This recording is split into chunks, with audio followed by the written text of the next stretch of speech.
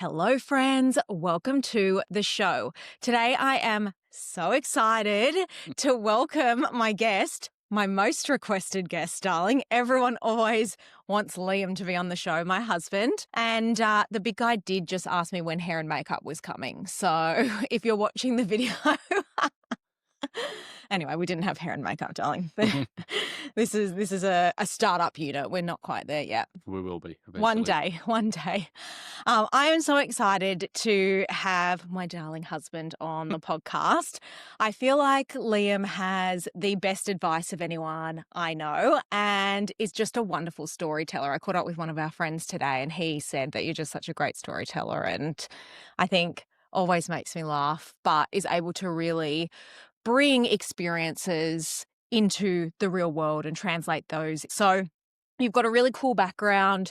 You were a clearance diver in the Navy for a really long time. You did maritime counter-terrorism work, which is very cool and different. You've done so many amazing things in your life, things that you think are just normal, which are absolutely not. I remember when I got to fly in a Black Hawk at a family day and I was like, this is the wildest thing I've ever done in my life. And you've transitioned careers as well. And that's something I really want to touch on today too, because from a work perspective, you've gone from something that is, I guess, a career where you're really indoctrinated into it. Like, it's a very specific culture. It's a culture unto itself, and you've undergone a complete career change. And I think, identity shifts and career changes can be really hard. And I think it'll be good to sort of unpack a little bit of that as well today. So welcome to the show, darling. Thank you. I'm excited to have you. So you're an ex-Navy clearance diver, maritime counter-terrorism, like I said, and now you've moved into a national stakeholder engagement manager in the construction industry. So for people at home who might not know what a clearance diver is, or they're imagining like James Bond swimming underwater, climbing up the side of a cliff, what exactly does a clearance diver do, or what is a clearance diver? We're definitely not James Bonds. There's different facets to the career. So, you've got the guys that undertake all the underwater repair of ships and maritime assets. So they wear the big helmets and do the underwater welding and all that sort of stuff. Then you've got our explosive ordnance disposal team. So essentially doing disposal of old maritime ordnances, generally water kind of based, but we do land stuff as well. You've got the guys that do the maritime countermeasures, which is, to put it in context, the old shipping lanes where they used to drop sea mines into them. They sort of ensure that they're free for ships to passage through them as well. We've got a recon element that do all of our maritime reconnaissance, so underwater reconnaissance. We map the ocean floor ready for ships to land. And then we have an element of guys that do the maritime counter-terrorism. That sounds like a terrifying job to me. One time, I'm going to tell a side story. One time you took me diving. I've only ever been diving once in my life. Meanwhile, Liam's a diving instructor and I ended up beached. We didn't end up. I ended up beached on the coral. It just got shallow really quickly. And then had to carry your dive set back and it weighed a ton. Yeah. Meanwhile, I stick to snorkeling. I think that was user error, not instructor error. But anyway. Thank you for describing that, because I think sometimes that people sort of can see, the military and the Navy, and there are actually so many roles within the military. It's sort of hard to know what's what. But clearance divers, and particularly doing maritime counter-terrorism, is really an elite unit of the Navy. And I know you're going to hate me saying that, but it's true. It really is an elite unit. What do you think are the mindsets that you have taken from working in a unit like that and doing some of the stuff that you've done from that into your day-to-day life? That's a good question. I think for me, there's quite a few, but I suppose the top ones for me are things like ownership. Taking ownership of, even if it's something so small in your day-to-day job, for example, but if you do it right, it makes a huge difference. Well, life or death sometimes for you guys, right? Yeah, that's right. Like packing a parachute, or We don't take parachutes. Oh, someone else does Someone that for you? else does that for you. Oh, well, I hope they do it right. That's a lot of trust, isn't it? Bloody hell. Adaptability. So you've got to be pretty adaptable in life in general anyway, but in the military, you've got to be specifically adaptable because a lot of the times you're not in control of anything that's going on around you, but what you can control is yourself. Yeah. And how you react to it as well. And for me, one of the things that I've taken is that don't know if it's a mindset thing, but for me, knowledge dispels fear, which is a little bit cheesy. But for me, the more I understand about something, Mm, the more I feel comfortable doing it. And I suppose the example you mentioned, jumping out of a plane, there's so many things that I can't control yeah. in that. The only thing that I can control is how I land on the ground. That's all I worry about. I just worry about landing. Everything Yeah. else is out of my control. How do you overcome a fear like that the first time? You can have as much knowledge as you want, but still that first time of jumping out of a plane. And this is not jumping out of a plane with someone on your back who knows how to do it. Like, this is just you Mhm. jumping out and hoping that your training on the ground kicks in when you're up there. How do you overcome a fear like that in doing it for the first time? I think again, it's the knowledge thing. So for me, for jumping out of a plane, for example, you spend 3 weeks on the ground falling over. So you learn how to land because without sounding silly, the landing is the most dangerous part. Yes, because you can break bones and Yeah, all. yeah, and Yeah. you're not, you're in full control of that. So there's a lot of training that goes into falling over, Mm, essentially. But and it's quite funny when the day you walk into parachute training school, the sign says knowledge dispels fear. mm, So for me, I was like, oh, like I thought it was a bit cheesy at the time, and everyone's got it on their t-shirts. But over time, it was something yeah. that sat with me in my military career because I learned and understood, and the more I learned, the more competent I felt. But then it was the same in my civilian career as well. Is that I didn't know anything, so I Mm. had to learn. So I was like, okay, so I'm just going to learn everything. Yeah. Yeah, you're very good at that too. I think one of the biggest things that you have done and that I've noticed in your transition from the military to the corporate or civilian world is that you have completely dropped your ego. Like, you are never afraid to ask for help. You're never afraid to say, I don't know that, or go and spend extra time with someone to learn that. It's funny because the perception could be that people have big egos in the special forces and the elite military units, whether it be because that's what we see on movies or what we've experienced. How do you feel like you were able to drop that ego? I think for me, I was just thirsty to learn. Like I Mm, went into construction on a delivery of a huge infrastructure job on a defense base. I didn't know anything. mm. And I'll never forget my first day on the job. I jumped in a car with someone and he's like, I'll take you for a drive and explain everything. And it was just these words were just coming out. I had no clue what he was talking about. I was just writing notes, writing things that I thought were correct. And I knew later I'd be watching YouTube videos or I'd research it and I'd try and find the most simplest way to understand it. But for me, you had to be quite humble Mm, because you go back to being the new guy. Like you're yeah. in a safety blanket in defense, 15 years. I knew everything. I knew everyone. And you're then now the new guy on site that doesn't know anything and people are coming to you with their problems. And as I was saying, the guy drove me around and he drove me to the bottom of the airfield. There's this big pond there. And he said, I need you to sort the turkey's nest out. I was like, turkey's nest, question mark. So, what's the turkey's nest? So I went and researched on my phone as soon as we got back to the site office. And the turkey's nest is just a dam. It's just a body of water. Oh, I thought it was an actual bird's nest. He was. I thought there was like some wildlife Yeah. that would get in the way of the plane. And I was looking at it while he was talking to me and I still didn't know what it was. But I've never forgot what a turkey's nest is now.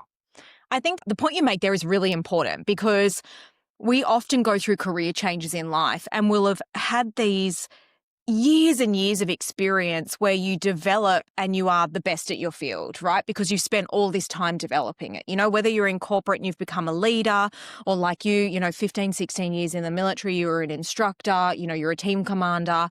And then all of a sudden you go back to the start again. And I think that's very difficult. Like, it takes a lot of time. It took me a lot of time to go back to the start and realize, okay, I'm starting something new. And without sounding, I guess, flippant, no one cares about the experience that you've had before. They care about how you're doing the job now. How did you find that? Did you find it challenging?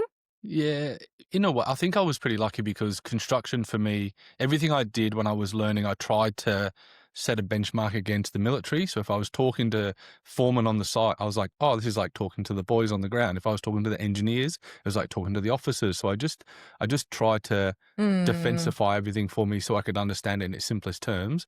And then I just adjusted my communication method and the way that I asked questions depending on who I was talking to. yeah. And then it just led to me receiving more information about things. I think for me, I enjoyed that process. I Mm, feel that sometimes after 15 years in defense, I started to get a little bit repetitive. I felt like I was doing the same mm, thing year after year, the same exercises.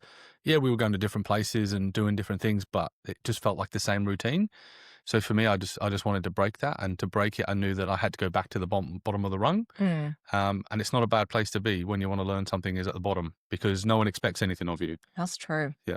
That's a really good mindset tip, actually, is that no one expects anything of you. So you can do that. And I think complacency is dangerous, both in a corporate sense, especially in a military sense. You don't want to be complacent in a situation like that. And I think it's also about recognizing when we're getting complacent and when we need to step in and do something different and put ourselves out of our comfort zone. But it's a very unique mindset, I think, that you have, and it takes a long time to get there. You've got a very big growth mindset. It's taken a while. I definitely didn't have this 5 or 6 years ago, but I mean, a change is good, right? Like, we had a number of changes in our life, right? Like, Mm, I didn't just get out of the military and start a career. We moved away from Sydney. We moved away from our jobs. You moved away from your job. mm, So I think we both did it. Do you know what I mean? Like, we yeah. both enjoyed being like, okay, now I'm out there. Now I've actually got to do what I think I want to do. And Mm. anything worth doing is worth overdoing, right? Yeah, that's true. We really did throw a lot of change at ourselves at once. I'd love to know. I mean, look, I don't, and maybe it's changed a little bit in modern times. And I sort of saw it change when you were in the military from when I first met you, 16 or so years ago to when you left. But well-being and focus on Mm. well-being, there's definitely more of that now than I think there was. Back then. But did you learn any well-being practices in the military, or what changes did you notice? Yeah, that's actually a really good point, because I was thinking about this the other day, about how far we've come with things like this. So when I first joined the military, and especially into a certain into the counter-terrorism unit, it was like work hard, party harder. Yeah. Like, it was all systems go, and if you didn't keep up at work or socially, then you were gone. Like, Mm. it was just really That's focused. brutal. Yeah, and if you weren't, drinking by 12 o'clock on a Friday, then you weren't one of the boys. You weren't going to get opportunities at work. You weren't going to get taught by the more experienced lads because they didn't like you. So we didn't really have a focus on health and well-being. And we Mm. would go away on exercises, and you'd be awake for 5, 6, 7 days at a time, with like running on rubbish food and sugar and all that sort of stuff. Doesn't the food say for military or prison use only? It does, yeah. Oh my God. And then over time, we started to get a bit smarter, Mm. to be like, well, we can only run on the red line for a couple of years at a time, and then the guy has to go recuperate, and then we bring him back. So how do we keep him for longer? Because the longer he's in these units, the more experience he gets, the better he becomes at his job. So I say we, as in, like, at the time, the military unit, they were really experimenting with ice cold baths, Yeah. saunas. You'd finish we had altitude rooms in our gyms, hyperbaric chambers. Like, all this was leaning really towards recovery. And the older generation of guys moved on, and Yeah. then a new generation of guys came in, and they saw value in it. So instead of drinking every Friday, a lot of the guys would be doing a recovery session on a Friday, because we had a massive week at work of, we could have been jumping all week, or fast roping, or doing sort of high risk activities. Mm. So we did start to get a lot better at it. I mean, when I left, you could finish in the gym, and this is going to sound really bougie, but you could finish in the gym, walk next door. There was already smoothies made for you. There was, ice baths and saunas, and you could and just walk back with your shorts on back to your locker and get changed. So yes, it did get better. Mm. But I think for me, I took away from military is that the hot and cold therapies is something that really worked for me. There's some things work for other guys, but yeah, it got better. But Mm. yeah, it didn't start out great. Yeah. I mean, you still do hot and cold therapy every day that you're Yeah. not traveling for work now. But I think that's really interesting. And I think what it talks to is a real shift towards sustainable performance, like not just being able to perform at the red line, like you said, for a period of time, but noticing that you invest so much in people in a workplace. We need to make their performance sustainable. So how do we do that? And for you guys, it was in a physical sense. But I think more and more there's that conversation around more sustainable high performance, not just churn and burn, Yep. because they invest so much into you guys and getting you trained, right? Yeah, and there's nothing worse than, working in a physical job that is high pressure and high stress.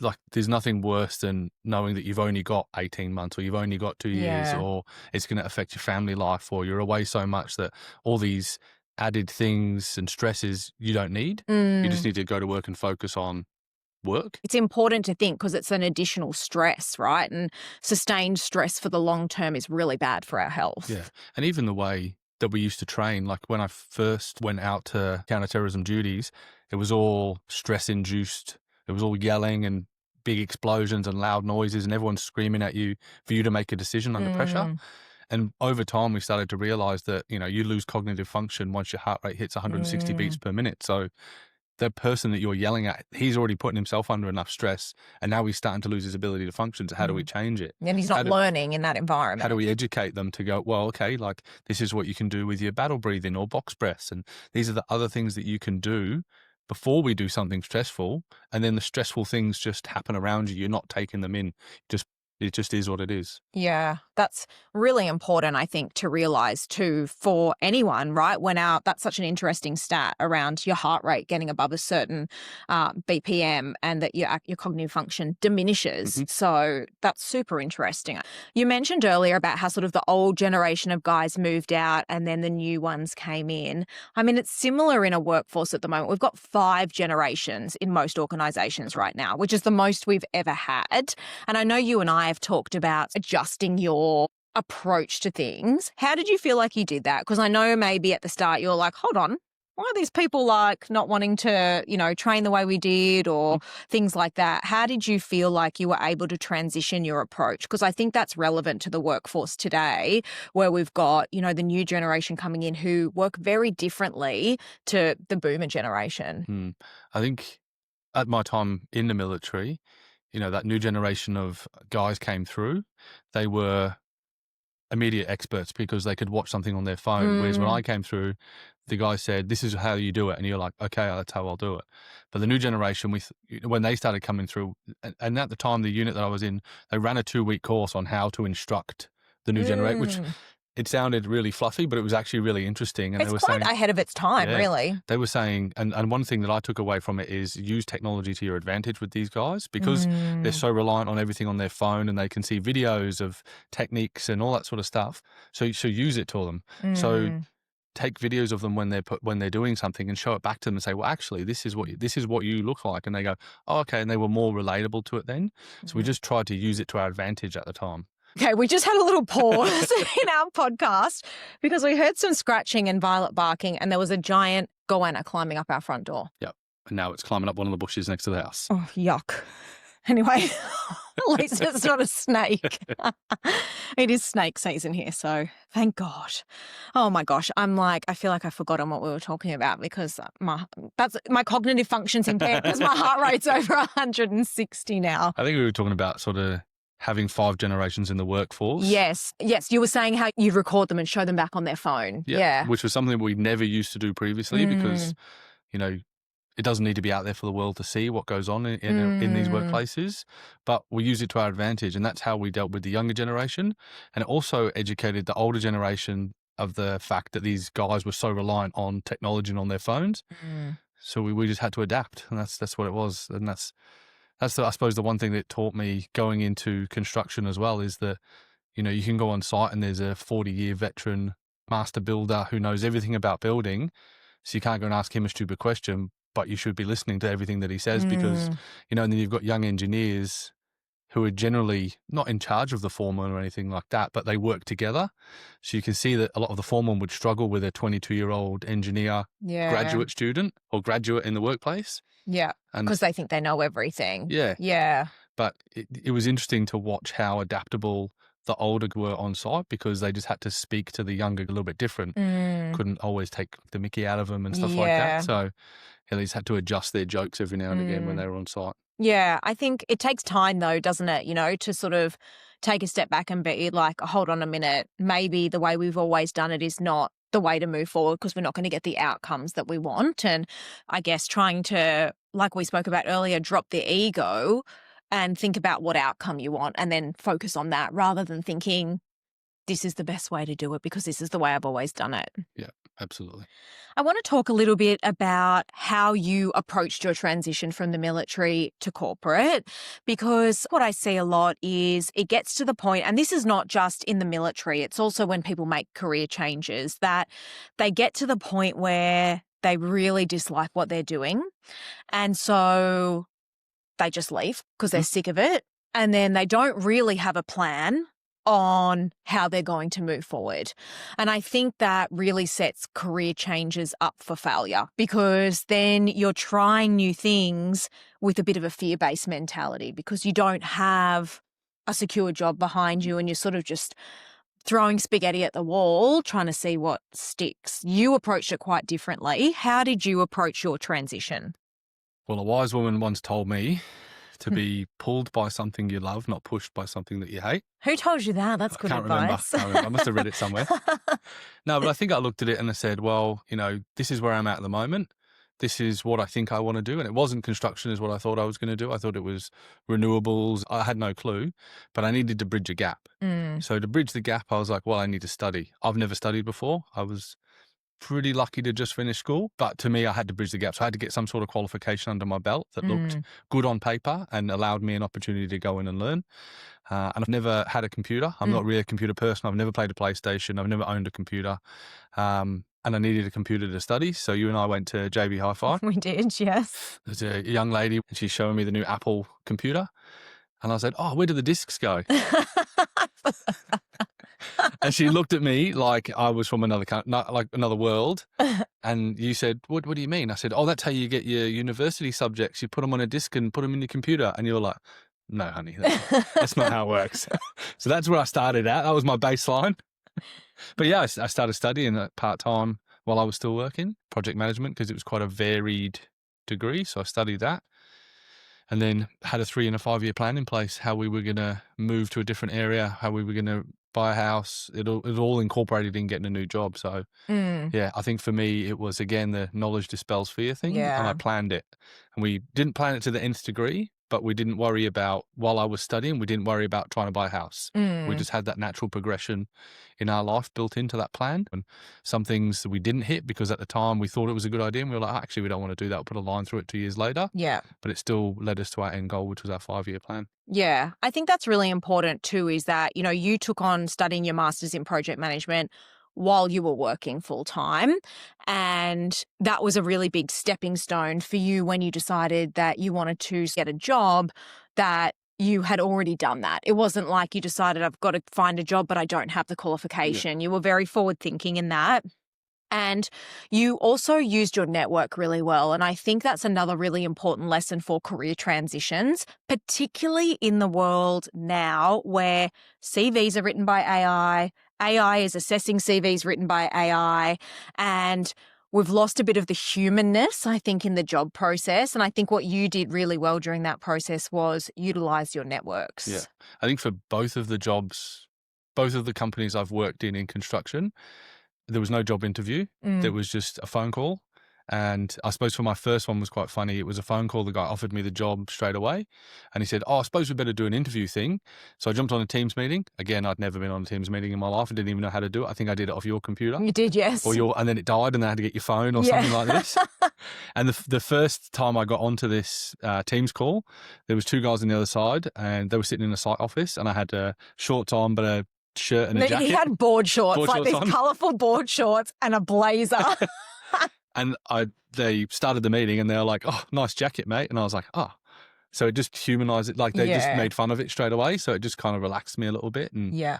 And then the same when I went to the new company I work in now, it was like, hey, we just want to meet you. There's no point doing the formal thing. If we don't get what we want in the first meeting, you're probably not going to get it anyway. So yeah, but it's all network driven. Absolutely. And I think investing in your networks and the people that you work with and, how you pour into those networks, I think is one of the biggest keys to shifting careers or finding a job at the moment. It's not how good your CV is or anything like that. I think people hire people and people who they have been recommended. And so I think that was something that you did really well in your career transition too. I didn't do it alone.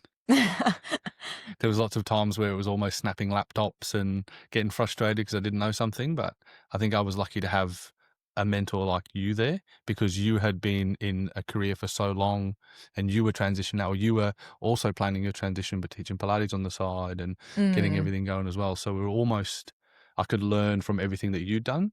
And my mistakes. Most of your mistakes, right? Yeah. Like, I wouldn't do this. This is how we do it. And I still ask those questions now. Like, Yeah. this has happened in the workplace, or this is going on. Is it normal? And you will say yes or no, or this is another way to think about it. So I think having somebody else there to support you doesn't necessarily have to be someone in your family, but someone who is impartial that can go, oh, actually, this is what I'm seeing. Do you know what I mean? Yeah. So I think it's really helpful as well as using your network, but also having somebody to support you as well. Yes, and just give you a different perspective sometimes, because sometimes it's hard to see the wood from the trees when you're in something. Yeah. Yeah, I think so too. What was the hardest part of your transition, do you think? Oh, I think it's going back to zero. Like you've got to be humble. Like you walk onto another job and I had no clue. And I'll never forget this, but they're like, oh, your laptop, phone, and so-and-so's over there. And I was like, okay. So I got my laptop, I put it on the table and I was like, I can't find the on button. And I was like, I literally could not find the on button for the life of me. And there was a young engineer sat next to me who's a good friend of mine now. I said, how does this thing turn on, mate? And he's like, oh, it's just on the side. And I would have never found it.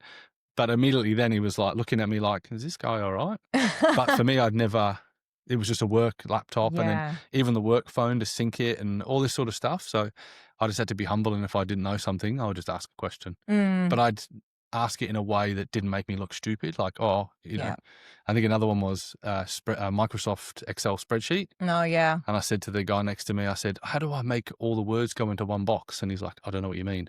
I was like, oh, I'm writing. And like wrap the text. Wrap the text. He goes, it's just that button there.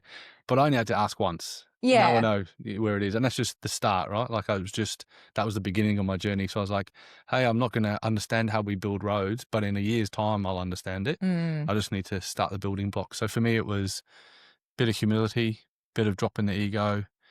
And, it is the hardest part of transition is probably a bit of loneliness because you go from being surrounded with your mates all day, every day. Like I spent more time with them than I did you for a period of time. I think that's a really big part of particularly transitioning out of the military is you go to work with your mates and they are your mates, they're your brothers, they are who you literally entrust your life with. There's not many other jobs out there that you entrust your life to guys or girls that you work with. And I think that is very unique and very unusual in a work setting, and leaving that, I think, and going into a corporate world where it really is just business can be really difficult. And I think I say, when you first got out, I was like, it's just business. Just remember, it's just business. Yeah. Not everybody's swimming in the same direction. That's the one thing that I've noticed. Yeah. Whereas in military life, generally we're all swimming in the same direction because we want the same outcome. But in the corporate setting, it's not necessarily the same because people are driven by different extrinsic factors as well. Some people want to get promoted, more money. Some people there's 1,000 things that other people are motivated to do.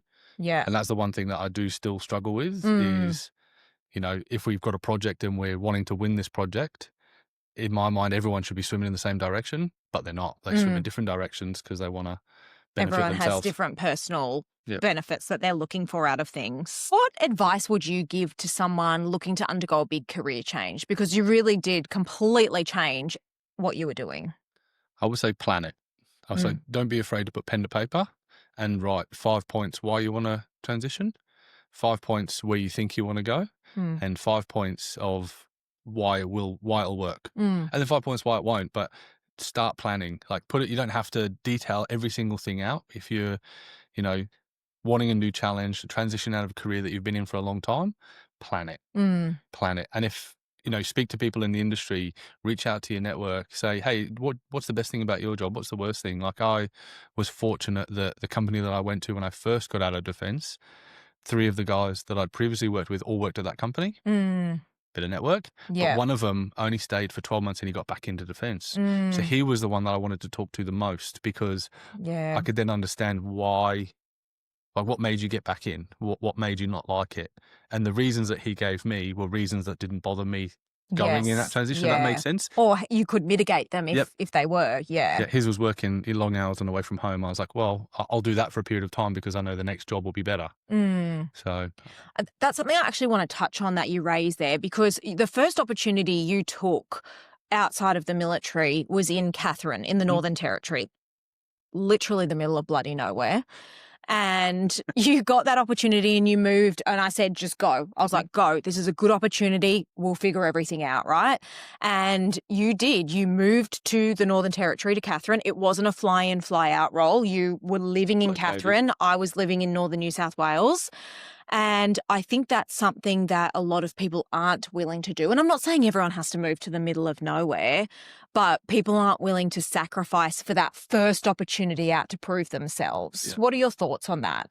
Yeah, I think for me, and obviously I received really good support from yourself when I was making that when we were making that decision. I hear a lot of people in the military and outside of the military say, "Well, I can't go anywhere unless it's for X amount of dollars, and I've got to work from home one day a week, and I've got to do this, and I've got to." There's so many things on their list. I'm like, well, it sounds like to me you've already convinced yourself you're not leaving. So I think for me, I left defence. I went to the project in the Territory on less money than I was in defence, straight to the bottom, but I knew in 12 months, if I worked hard, I would have 12 months of experience, that I'd be more employable back in the Northern New South Wales or, Queensland or anywhere like that. Ended up being 3 years. Yeah, 2.5, 3 years. But I got so much experience and progressed so much because I was so willing to work from the bottom back up, not try to go in where my ego wanted me to go in. Yeah. And, the project director on that job at the time, we were actually the same age, born like a month apart. So, but he'd already been in the industry for 20 years. I've been in the industry for 2 weeks. Yeah. So I couldn't be expected to earn and understand what he had. So I was like, right, but I'm going to learn from him.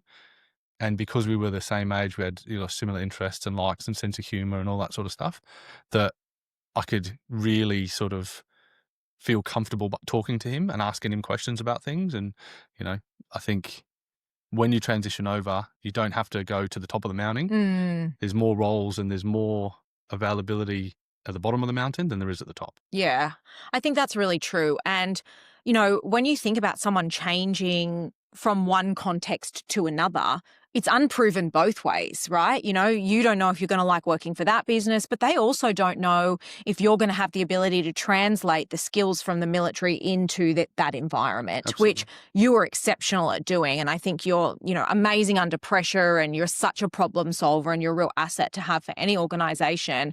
But I think it's just about knowing that you have to take some time to prove yourself a little bit, to show that you can translate those skills. And then you're able to go in just like you did and say, okay, now I've been here for a period of time and I've shown you, and then you can negotiate for a pay rise. Yeah, you're exactly right. And that was the guidance that I received from someone. No, but that's what we spoke about. Yeah. And, you were right. Like, it could be a risk that I got out and I was like, oh, this is not for me. I miss my military life so much. And I was fortunate to go on to a project that was on a defence base. So It's like kind a of had soft a bit of a landing. soft landing with that. And, people can do that in all of their transitions. You don't have to go from being, a doctor all the way to being an architect. Do you know what I mean? Like, there's so much interoperability between different roles that you can set yourself up for a soft landing. And then if it doesn't work, it's not a waste. It's just a learning experience. And then you go back. Yeah. But I was always going to give it 12 months. 12 months was my goal. And then at the end of 12 months, I was like, yeah, I'm never going back in defence now. Yeah. Yeah. And I think that's true, not looking at things like it's finite. I think sometimes we can look at change like it is finite. And if we do it, then we have to do it all the way to the end. It's kind of like when we moved up here, right? People were like, oh my God, you're so brave. You're so lucky. How did you move? And I was like, oh, we just took the steps and did it and give it a crack. And you're never stuck anywhere you are. And I think that's an important mindset to take to a career change or a big change in your life, is that you're never stuck and you'll always come out of it with some sort of learning, good, bad, or ugly. Yeah, absolutely. I love talking to you, darling, about all this stuff. I feel like you have had such an interesting career and you've gotten to go to some cool places. Actually, where's your favourite place the military ever took you? Oh, probably San Diego. Oh, yeah. Is that because you saw UB40? Well, yeah, I did see UB40 at the California State Fair. Best day of my life. I know, he always says it's the best day of his life, and I feel like marrying me was the best day of your life, but nevertheless, I'll give it to you. No, listen, you go to some good and bad places, but I think wherever you go and some of the crazy places you go, it's always the people that you go with that are going to make it. You could go to the best place on earth, the happiest place on earth, like Disneyland, and you could lie on a bench in Main Street throwing up all day. Oh my God, that was, we went to Disneyland. This is such an aside and not even relevant to the podcast, but we went to Disneyland and the first ride we went on, the merry-go-round. I mean, how embarrassing, because we were going up and down and around. Anyway, I got motion sick and I was sick the entire day at Disneyland, and I fell asleep during the Disneyland parade on a bench in Main Street. I looked like a hobo. So yes, you can go to the happiest place on earth, but at least I was with you. That's it. It's the people. It's never the destination. It's the people. It is true. I think that's true of a workplace as well, you know. Sometimes, you know, you want to be doing great work. Sometimes you're there for different experiences. But if you're doing it with people that you don't feel connected with or have the same values, it can make it really difficult. So it is always about the people. Any last words of wisdom for us? Sure. In regards to transition? Yeah, career transition or mindset. I mean, I know you don't talk about it as mindset, but you know, you definitely have a very strong will and a strong mindset and a really big learning and growth mindset. Anything that you sort of want to... I think you've got to enjoy it. You've got to, there's no point doing something that's going to make you unhappy, or if it's not for the greater good, it doesn't make you feel better or benefits your family. I just think you've just got to enjoy the process. Like, we've got some funny stories about studying and you helping me on the side, you know, all this sort of stuff. But like at the time, I probably wasn't loving it, but looking back, I was like, oh, I actually enjoyed that period of my life, or I enjoyed this. So I think when you are going to transition and move careers, just enjoy the process. Nothing, like you said, nothing's definite. You know, if you get all the way through all these steps on your plan and you get to the end and you go, nah, it's not for me, then it's not for you. Yeah. But you enjoy the process along the way. I think that's important, and it helps us not have that sunk cost fallacy as well, you know, where you just keep going because you've invested so much into it, but rather if you've enjoyed the process, then nothing's lost along the way. Yeah, and if you can't laugh about it, then you're probably not doing it right. I agree. You're very good at laughing at everything. Even the giant goanna at the front door. Oh my gosh, I can't even believe that. We thought it was a snake and we both had a heart palpitation. Well, thank you so much for joining me. I feel like you've given such pearls of wisdom around career transition between different fields. And for anyone who's listening, who's going through a career transition, hopefully there's been some little things that they can practically take away and learn. So thanks for joining me. You're welcome.